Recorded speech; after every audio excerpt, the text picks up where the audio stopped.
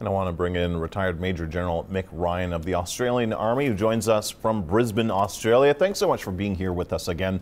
So I want to talk about Gaza City here. The first stage of the attack is to isolate and surround the city. So what comes next?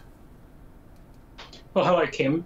The Israeli Defence Force has achieved that in the last 24 hours. They've cut across to the coast and they have isolated the northern part of Gaza. What comes next is slowly squeezing Hamas on the ground and in these tunnels, whilst also allowing civilians to flow south and preventing any reinforcements flowing north into Gaza City for Hamas. Yeah, I wonder how they do that, letting civilians leave without letting Hamas escape. It's a pretty difficult problem. Hamas has always hidden amongst the civilians in Gaza, and there'll be a fairly strict, I think, criteria when the Israelis are checking people going south. But at the end of the day, I think there's a humanitarian imperative to let people go south as quickly as possible. Yeah. How long do you think that will all take? Well, this has proceeded at a fairly rapid clip so far. I mean, the Israelis were able to advance west to the ocean very quickly indeed, although that wasn't through urban areas. I think we'll see a slowdown in operations now. The Israelis are moving towards the heart of Gaza City. That is where the toughest fighting will be. That is where Hamas has its most weapons and fighters and leadership and supplies. So it could slow down and take a matter of weeks. Yeah. I think it's 30,000 buildings have already been damaged in northern Gaza, sort of based on what we've seen from previous battles in places like Mosul and Fallujah.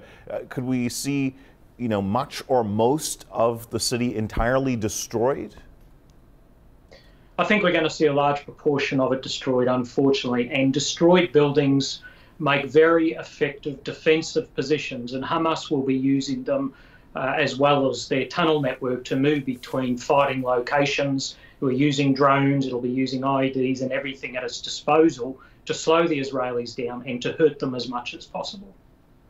You touched on the civilian casualties. As those casualties mount, as we've talked about, the patience of Israel's allies will be tested already. We've seen President Biden warning Israel that civilian suffering in Gaza will cause Israel to lose public support for the war. We've seen a growing number of Democratic lawmakers raising concern as well. How do you think that will affect Israel's timetable and their longer-term aims here?